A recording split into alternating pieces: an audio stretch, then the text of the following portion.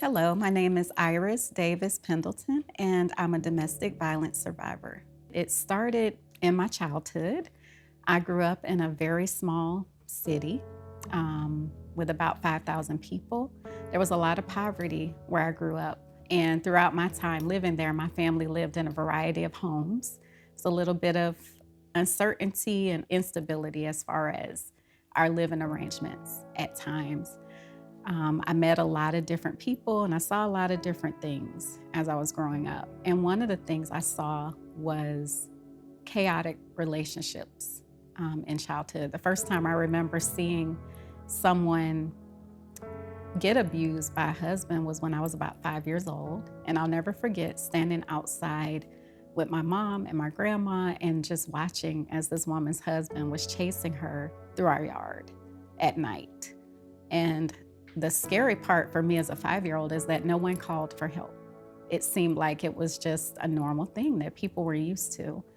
And while that was the first woman I saw abused by her husband, it wasn't the last. There were parents of friends where I would hear stories of, oh, well, the mom did something wrong and the dad hit her. Or I would see people out in the streets fighting and no one did anything. And so I think for me at an early age, it painted this picture that love and marriage somehow involved violence. So when I was 19 years old and I was working at a drive-thru at a local restaurant, I met the ex. I thought he was kind of cute. He came through my drive-thru line. He passed me his business card and he had this smooth way of talking. And I remember asking some of the people I worked with, hey, do you think he liked me? I'm 19, of course, so wasn't really thinking about what it takes to really make a connection with someone. But he was cute, and so we started talking on the phone, and we went out on a date. I'll never forget our first date was out at the beach, and we held hands, and it was one of those cute, sweet love themes. Like that day when we went out to the beach, it seemed perfect. The weather was perfect. The ocean looked perfect. And it was just such a beautiful day. And at that time, I only knew that version of him because I hadn't seen any other version. And so I was just excited that this person liked me, especially for me. As a child, I struggled with self-esteem. And so finding someone who was showing interest and who appeared to like me, I thought that was just the greatest thing. I did eventually find out, though, that he was around 37.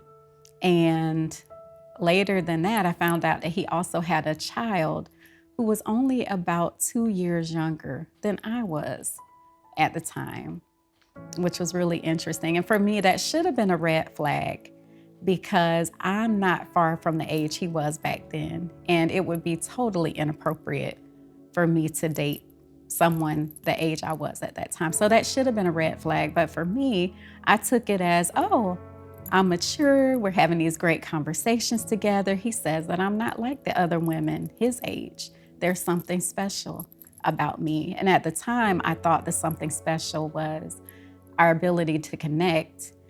Now, at my age now, I realized that I hadn't seen enough of the world and I was easily manipulated and tricked. I noticed really early on that he would get upset or angry very easily.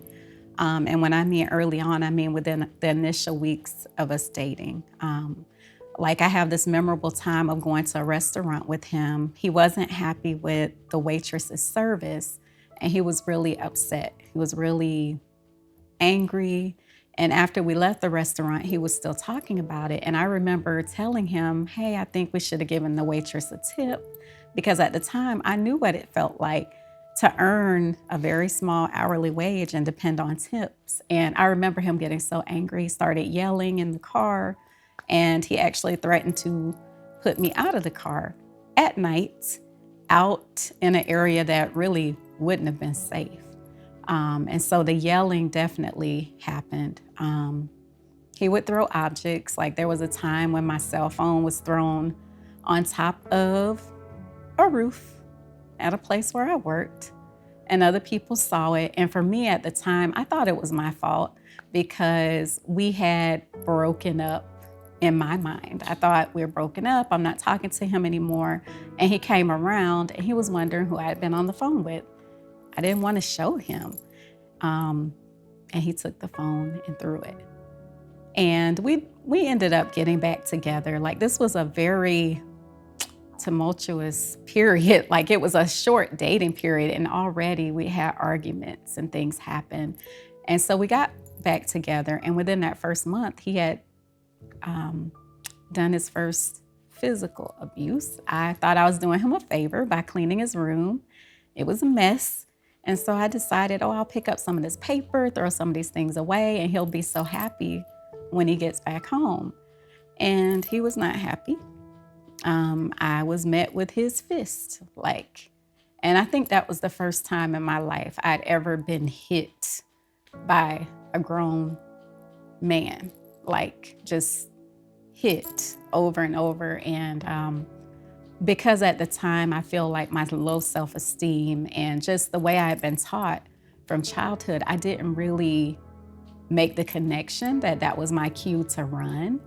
And in this situation, we ended up having a nice little makeup session of, oh, I'm sorry, this will never happen again. You made me so upset. I don't like for people to go through my things. And because of the way I had been programmed from childhood, I just thought it was normal. I was really upset and I remember crying, but I don't think I told anybody that first time. I didn't. I felt like it was my fault. I thought I made him upset and he was angry. So I felt like I was to blame for his behavior. And I think some of that had to do with just the backwards way that I had been programmed from childhood. And there were other incidents. Like, there was another incident where things got physical, and I actually ran away from his house into the night to a neighbor's house. And like normal people, they called the police. And for me, I was like, what are you doing that for? They called the police, and there was a situation where he got in trouble, but not for what he did to me. They made the charges something lesser. And I can remember feeling like it was my fault. He got in trouble. It's my fault. And I remember telling myself, I'll never say anything again. And at that time, I remember having some friends in college that tried to urge me to leave. They said, this is not right. You can't have this happen. And I probably should have left that time. I mean, I actually felt like I was in fear of losing my life. Like, there were weapons involved. There's actually a police report about this. And still, I did not leave. A part of me, I wanted things to get better because during the good times when he had good days, which there were good days, even during this relationship, I saw the version of him that I wanted to see all the time. And I thought that version would stick around. But it never did. Usually something would happen, I would notice things would start to agitate him more. He would start to get aggravated. And I just kind of braced myself knowing that it's coming. So there were different reasons why he would get upset. Sometimes he would just wake up in a bad mood. Or other times, maybe I would ask him a question. Like one time in particular, I remember talking to him about coming in really late at night, like 2, 3 o'clock in the morning. He just pretty much go and stay. Oh, I'm going to the bar. And it would almost be like I would get off from work, I walk in the door, and he would walk out the other door, and I would see him the next morning. And I remember trying to talk to him about it. Maybe my timing was misplaced because he was drunk this one particular night. I was going to talk to him about it. And I just remember him screaming and saying, you don't question what I do. You don't ask me where I go. And he took his fist, hit me in the face, broke my glasses. I think that was the first time my older son heard the abuse. And I remember him crying. And I remember his dad going to the room to comfort him and to try to convince him that, oh, everything's okay, nothing's wrong. But he remembered, and the next morning he asked me about it. And that next day, I had told myself I was gonna leave. I had to, of course, go to Hourglass, get some new glasses because I can't see without them. And I had my son in the car. He was actually the only child I had at the time, and we were going to leave. And I remember we went and parked somewhere, and I was in the car just not really sure where to go or what to do. And he called, and we went back home.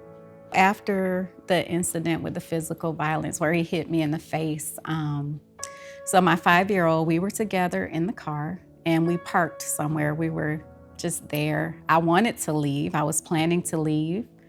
And I remember telling him that we were going to leave Daddy. And he started crying and he was wondering why. And then he said something to the effect of, is it because Daddy hurt you? And it broke my heart hearing that, because a part of me, I knew he heard it, but a part of me wanted to believe he didn't really know what happened or what was really going on. And I think that was the first time when I realized he understood. He understood what was happening, and that really got my attention. Many times that I decided to call the domestic violence hotline and just talk to them about what happened in that situation. But this time, instead of just calling the national hotline and dumping out all my feelings, I took their advice and I called our local domestic violence shelter, and I made an appointment with a counselor, and I went in and talked with her about some of the things I was experiencing. And I remember her telling me, I told her I was really afraid. I said, I don't want to leave. Don't tell me I have to leave because I have to do all these things for him. And she said, well, have you considered that you could still do those things to help him, but you could find safety for yourself? And she asked me some tough questions about why I felt like I had to do all of these things for him. And she helped me to really focus on me. And something I'll never forget, she told me that I needed to look in the mirror every day and say, I'm beautiful. And I remember telling her, what if I don't believe it? And she said, say it until you do. And I remember putting a Post-it note on my bathroom mirror and taking her advice. I also started journaling, and I continue to do so up until today. And I would write about just different incidents that were happening in the relationship, because I had times where I was confused as to, was it really this bad? Because we'd be having a good week or a good month and no major abuse would be occurring. And so sometimes when I try to think about what happened that previous week, I struggled. So I told myself, well, you need to write down what's happening.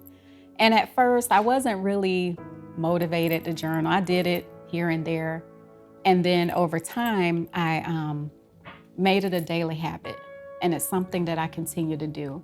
Along with that, I began reading different books. I began watching YouTube videos from psychologists and just relationship counselors who had knowledge of healthy relationships. I would read blogs about relationships. I actually connected with a domestic violence program in Orlando, and now I've actually become friends with the founder of that program. So I was just trying to educate myself.